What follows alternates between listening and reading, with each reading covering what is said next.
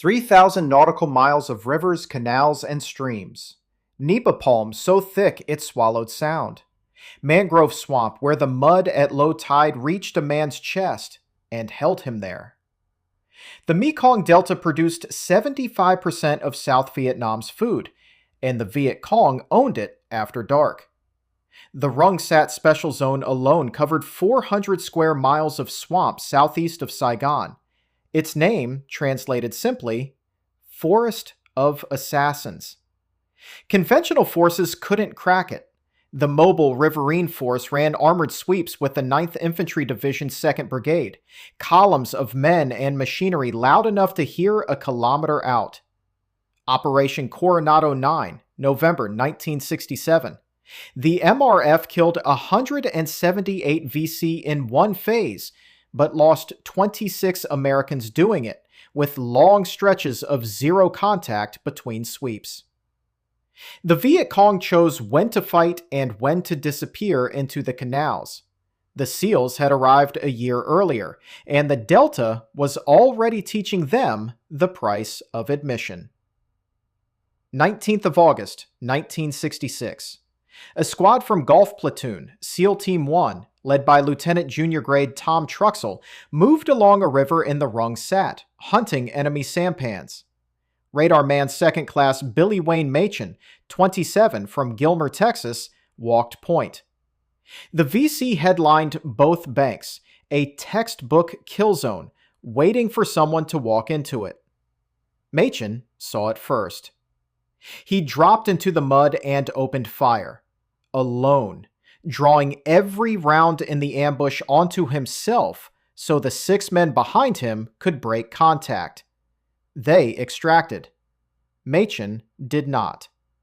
He became the first Navy SEAL killed in combat in Vietnam. His Silver Star citation reads like a blueprint for everything the SEALs would become in the Delta. One man absorbing the kill zone so 6 could survive. His death proved 2 things. The Delta would kill SEALs, and the only advantage SEALs had was being smaller, quieter, and more violent per man than anything the Viet Cong expected to encounter. The Navy's answer was to make that advantage overwhelming. SEAL Teams 1 and 2 had stood up on the 1st of January 1962, drawn from the underwater demolition teams. The first direct action combat deployment hit the Delta in February 1966. SEAL Team 1, Na Bay Base, edge of the Rung Sat. 1 officer, 6 enlisted. 7 men. But those 7 men carried something no infantry squad on Earth could match. 4 Stoner 63A belt-fed light machine guns, Eugene Stoner's modular creation, 13 pounds, designed to be carried like a rifle and fired like a crew-served weapon. 700 to 1,000 rounds per minute each. 2 M60 general-purpose machine guns, grenade launchers, Ithaca 37 shotguns for the point man. A conventional infantry company of 150 men produced roughly the same volume of automatic weapons fire as 2 SEAL squads, 14 men total. The Viet Cong, who ambushed a SEAL patrol expecting a soft target, were engaging the firepower equivalent of a force 10 times what they saw. SEALs evaluated the Stoner across 1,345 combat missions and judged it significantly superior to the M60. A SEAL Team 1 commanding officer stated that his detachments actively developed firefight tactics around the weapon. The Stoner didn't just arm them, it changed how they fought. And they didn't look like any military unit the VC had ever seen. Levi's 501s, coral boots, green and black face paint under boonie hats or tiger stripe tops. Veteran Roger Hayden put it plainly, you could pick out a SEAL in a heartbeat. The Viet Cong would come to know exactly what that face paint meant. They would call them the men with green faces and put bounties on their heads, payable to anyone who could kill one. That story is coming. But first, the SEALs had to prove the concept worked. 18th of May, 1967. Ilo Han, Mekong Delta. Lieutenant Richard Marcinko led 2nd Platoon, SEAL Team 2, in an assault the Navy itself would later designate the most successful SEAL operation of the entire Vietnam War. Marcinko's platoon killed numerous Viet Cong and destroyed 6 sampans used to ferry weapons and rice up and down the Mekong. The North Vietnamese army responded by putting a bounty on Marcinko personally. It was never collected. By mid-1968, the SEALs weren't just raiding. They were the sharp end of the Phoenix program's targeting apparatus, the intelligence machine that turned the VC's own network against them. Provincial reconnaissance units, CIA-led indigenous strike forces over 5,000 strong, were almost entirely advised by SEAL personnel in the 4th Corps Delta. Naval intelligence liaison officers fused signals and human intelligence. Chu Hoi defectors and Kit Carson scouts, former VC who had switched sides, walked point on SEAL patrols. This is what a SEAL night in 1968 looked like, sliding off a PBR into chest-deep canal water in total darkness. Kit Carson scout 10 meters ahead, stoner muzzle just above the waterline, moving toward a hooch where a Viet Cong infrastructure province-level cadre was sleeping. During the Tet Offensive, a 60-man PRU led by a SEAL officer killed 20 VC and captured 23, and SEAL-developed intelligence prevented a planned attack on Binh Thuy, headquarters of the entire River Patrol Force. Then came the night the title of this video describes. 10th of October, 1968. Deep inside the Mekong Delta. Yeoman 3rd Class Gary G. Gallagher, a Navy SEAL serving as advisor to a provincial reconnaissance unit, led a penetration mission to capture Viet Cong infrastructure leadership. The patrol acquired prisoners early. Standard procedure? Split the element to advance on both sides of a narrow canal, cutting off escape routes. Then, one of the captured prisoners made a sound. A warning call into the darkness. The VC were waiting. Heavy automatic weapons fire hit the separated half of Gallagher's patrol from a numerically superior force dug into the tree line across the canal. Muzzle flash lit the nipa palm in strobing orange. The trapped element was pinned against water with no cover, exactly the kill zone the ambushers had prepared. They had made a miscalculation. They had committed a force package sized to destroy a conventional patrol.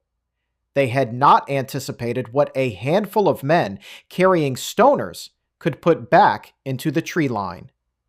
The volume of return fire from Gallagher's element was not what a squad produces. It was what a company produces. The Viet Cong had triggered their ambush on a force that fought like something 10 times its size.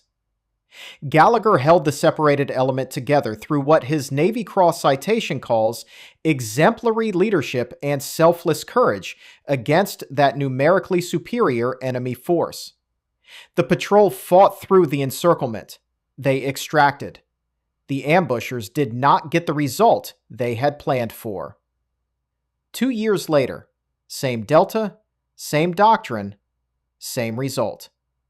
9th of April, 1970. Long Phu District, Ba Xuyen Province on the Basak River. Chief Gunner's Mate Barry W. Enoch, a plank owner of SEAL Team 1 on his last Vietnam tour, led a combined SEAL and Vietnamese LD and N patrol out of Foxtrot Platoon's base at Long Phu. The target? VCI leadership. Enoch carried the PRC-77 radio and a grenade launcher. His platoon was a heavy stoner platoon. 6 armed VC stepped into the open. Enoch rushed forward. 3 of them were dead in the first exchange. Then, the rest of the force they belonged to closed in. B-40 rockets, automatic weapons from multiple positions, a deliberate encirclement by a force that outnumbered the SEAL element significantly. Enoch's radio took a hit. He called Seawolf gunships and fixed-wing airstrikes on a damaged set, directing ordnance within 20 meters of his own position. Close enough to feel the concussion flatten the air in his lungs. He repositioned his men constantly, found the gap in the encirclement, and led the patrol to the river and out. Navy Cross. And the quote that Barry Enoch left behind carries more weight than any citation. Many a SEAL owes his life to the Seawolves. They were always there for us. When we were down in the mud and darkness, the night illuminated with red and green tracers, the VC behind every shadow. Gallagher. Enoch. 2 ambushes, 2 years apart, the same miscalculation by the Viet Cong each time. The men with green faces, Nyungwe Matsang, had earned their name. The VC placed bounties. The NVA specifically targeted Marcinko after 1967. Vietnam's post-war foreign minister Nguyen Co Thach admitted the Phoenix effort wiped out many of our bases in South Vietnam. By 1970, VC units in some Delta areas had learned to recognize SEAL insertion patterns, firing on helicopters within minutes of landing. The SEALs adapted: dummy inserts, multiple helicopter passes, night water approaches. But the system was not invincible. December 1970, near Truc Giap. A squad from X-ray platoon, SEAL Team 1, the last SEAL platoon to deploy to Vietnam, walked into a kill zone. The squad leader and another SEAL were killed. Their Kit Carson scout had led them straight into the ambush. Lieutenant Commander Michael Walsh, wounded in the follow-on attack, called X-ray the most hard-luck SEAL platoon to serve in Vietnam. And the stoner that made them lethal was unforgiving in return. Its gas system choked on Delta mud unless maintained with obsessive precision. The weapon that got them home could also fail them. 48 Navy SEALs killed in the entire Vietnam War, roughly 2,000 enemy dead. In a war where conventional battalions swept the same ground month after month and couldn't find the enemy at all, a force that never exceeded a few hundred men in country earned 3 Medals of Honor, 5 Navy Crosses, and 5 Presidential Unit citations. The script opened with a point man in the rung sat, Radar Man 2nd Class Billy Wayne Machen, 27, dropping into chest-deep mud and firing alone so 6 men could live. There is a desert training facility at Nyland, California, where Navy SEALs still train today. They named it Camp Billy Machen. They remember.